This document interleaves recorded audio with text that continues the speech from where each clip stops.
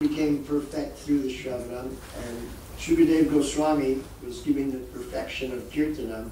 And when he heard this question, he went into the perfection of Smarana.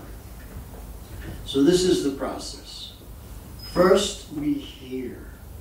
When we hear properly, when the sound vibration enters into the ear, it goes into the heart and purifies the heart, cleanses the dust from millions of births.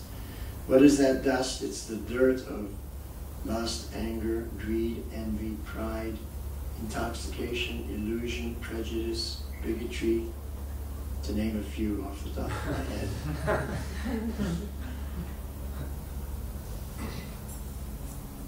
Now, when that door is open, people can come in. When the door is locked, you can't come in, right? Similarly, if your consciousness is blocked, the sound vibration doesn't enter the ear. But why would that happen? Yeah? Material desires. That's the root cause. What's the direct cause? Inattentive, because of material desires. So instead of focusing on the katha, the Hari Katha, your mind takes you on a journey, either to the past, where you relive some past times. It's smaranam, but not the kind of smaranam that we're talking about, not my pastimes. Or takes us to the present, the duties and things we have to do today, or to the future, the problems I got to pay my rent, I don't know how I'm going to do it because I just lost my job, I'm freaking out. So, because we're lost in thought, we don't hear what's going on, so the sound vibration doesn't enter into the ear. Now everyone here has the experience of being in the classroom and hearing the professor speak and taking notes. Right? Am I correct? Yes. Because no one here is a Shrutidhar. We all have to take notes, right? So do you remember sitting there taking notes and all of a sudden your mind began to wander and you missed the point that he was speaking? And you had to look at your neighbor's notes to copy it, or else you said, oh, what did he say? What's that last point? So you could get it in your notes. We remember that, right? So this teaches us that when you think, you cannot hear. Write it down.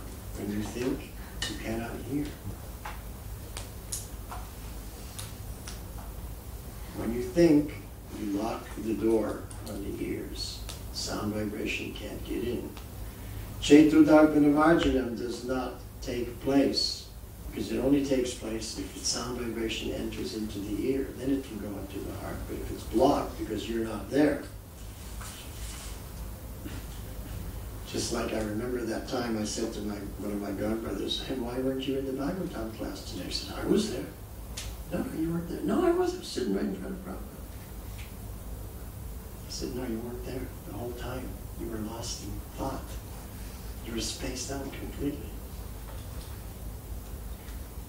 Are you your body or are you your consciousness? He brought his body, but he didn't bring his consciousness. So was he there or not there in the class? What does the jury say?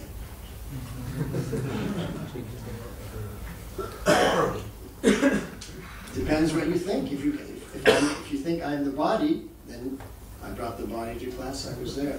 But if you think I'm the spirit soul, the consciousness, then I wasn't there. Where was I? Who knows? Maybe I was somewhere in the past, maybe I was somewhere in the future, but I was gone. So Suta Goswami, when he was there, he was 100% focused. And that's why the Srimad Bhagavatam that we're reading, all 12 cantos, was re-recited by Suta Goswami. He remembered every single word that Shukadeva Goswami spoke years in the past. That's perfect Shravanam. He had perfect Shravanam, therefore he was a Shrutidhara. Who else do we know who was a Shrutidhara?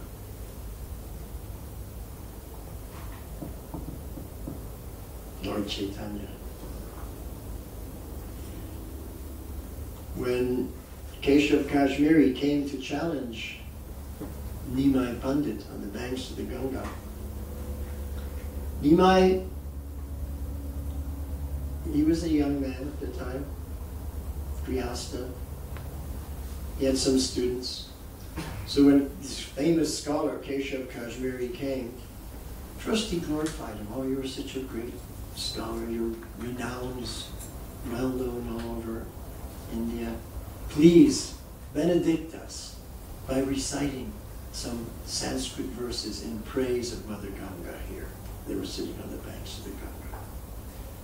So Keshav Kashmiri responded favorably, recognizing the polite and nice, sweet behavior, Madhu Vyavahar, sweet behavior of Nimai Pandit. And extemporaneously, he recited 100 verses of glorification in Sanskrit.